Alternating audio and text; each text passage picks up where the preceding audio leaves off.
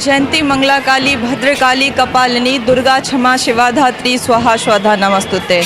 आई जे छे 7म दिन छे दुर्गा पूजा के और हम सब झंझारपुर प्रखंड के कोठिया गांव में छी। एहि गांव के सौभाग्य छे जे एहि बेर स्वर्ण जयंती मना रहल छथि गांव के लोग और अपने सब देखे सके छी आज सप्तमी छिए त बेलनोती के बाद बेलतोड़ी के कार्यक्रम जो आई भोर में होते सेहो संपन्न भ चुकल है और आई से हमरा सबके सौभाग्य भेट रहल है जे हम सब प्रतिमा के जे स्वरूप छन अलग अलग गांव के जे कलाकार बनेने हो सबके हाथ में अलग अलग प्रतिभा रहे छन। ओ मूर्ति के जतेक हाथ में प्रतिभा रहे छन ओहि हिसाब से मूर्ति के गठन करे छथि त अपने सब देख सके छी जे भव्य मूर्ति के जे जेना लागि रहल छथि कि मैया हंस रहल छथि त ई जे छे से कलाकारिये छे और ये कुम्हारे के हाथ में जादू रहे छन जे केना मूर्ति के बनाबै जे हम सब अगर दर्शन करी त लागत जना मैया हमरे सब दिस ताकि रहल छथि। त अपने सब दर्शन कइए रहल छी मूर्ति के और प्रतिमा के और एतेक भव्य स्वरूप छन और जे मूर्ति और प्रतिमा सब लग में सेहो राखल छन जे नियमे छे जे अलग अलग जना कि सरस्वती भगवान के प्रतिमा अपने सब देख रहल छिए फिर शिव जी के सेहो छन गौरी के सेहो छन और एक आध लक्ष्मी गणेश के सेहो छथि।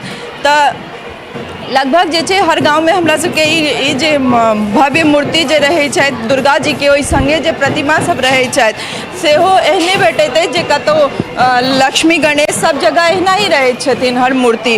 और दुर्गा पूजा के बात करी तो 10 दिन सब अपन सुख दुख बिसरि का माता रानी में और भगवती में लीन रहे छथि। भोर सा पूजा पाठ के बाद भरि दिन पाठ होइत अछि ताहिके बाद साँझ के आरती और राति होइत होइत लागैत छै जेना लोक भरि दिन अपन जे निजी जिंदगी छै तकर हर किछु बिसरा कऽ एहि पूजा में लीन भऽ जाइ छथि। और यह छियै मैया के जे कृपा छियै ने यह छै मैया के जे माया छनि से सएह छै कियाकि मैया जखन आबैत छथि 9 दिन अपन नैहर में रहल है तऽ सब भक्ति जे छै सब भक्त एतऽ एहिमे लीन भऽ जाइ छथि पूजा में। एखन जे अपने सब देख सकै छी जे ई मेन कलश छै जे कलश स्थापन दिन से बैसायल जाइत अछि और एहि के बाद 10 दिन लगातार 9 दिन हिनकर पूजा होइ छनि एहि कलश के। और पंडित जी छथि हमरा सब संगे मंदिर के हुनका से बात करब कतेक साल से पूजा होइ छै एतऽ ई 50म साल छै की मतलब हमेशा प्रतिमा बनैत एलै सब साल प्रतिमा नवका बनै छै। मंदिर पहले से छलै कि नवका बनलै पहिलो से छलै आ नवका बनलै और प्रोग्रेस करै छै टूटि गेल रहे तब फेर से नया। हाँ पूजा पाठ के की केना विधि होइ छै से कनि जानै छी। पूजा पाठ के विधि होइ छै पंडित जी ई छथि तऽ ई पढ़बै छथिन हम पढ़ै छी जे ई पढ़ेता से हम पढ़ब ताहि विधान पूर्वक पूजा होइए। ई सब पठैत छथि पाठ करै छथि ई सब भरि दिन पाठ चलैत रहै। हाँ भरि दिन पाठ चलैत रहै छै। आइ निशा पूजा छी निशा पूजा राति में हेतै। हाँ राति में 9 दिन तक ई कलश बैसा के ओहिके बाद लगातार पूजा होइते हाँ हाँ हाँ हवा कलश ओतऽ बैसल छै ओ तऽ हम देख लेलियै। और आरती कखन होइ छै बाबा राति में? आरती एतऽ होइ छै 9 बजे मुदा आइ हेतै 8 बजे। 8 बजे हाँ कियाकि निशा पूजा हेतै ताहि दुआरे।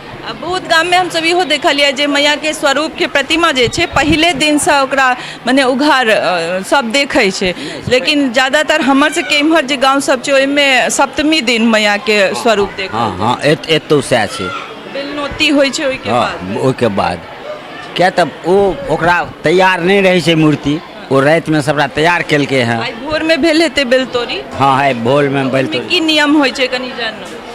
बेलतोड़ी में नियम इएह होइ छै माने पंडित जी सब गौआ अपन जे जिनका जेबाक रहन से ओतऽ जेता ओतऽ पूजा होइ छै बैल के माने हम ही तोड़ै छै गाछ पर आ फेरो झोरा में आ महफा में आनि के एतऽ पूजा फेरो शुरू भेल। मैया के नेत्रदान होइ छै। हाँ नेत्रदान होइ छनि कुम्हार नेत्रदान केलकै आ प्राण प्रतिष्ठा सब मूर्ति के भेलै। अय गिरि नंदिनी नंदित मेदिनी विश्व विनोदिनी नंदिनुते गिरिवर विंध्य शिरोदिनी वासिनी विष्णु विलासिनी जिष्णुनुते भगवती है सिति कंठ कुटुंबिनी भूरि कुटुंबिनी भूरि कृते जय जय हे महिषासुर मर्दिनी रम्यकपर्दिनी शैलसुते जय भर बरसिनी दुर धर दरसिनी दुर मुख मरसिनी हर्ष रथे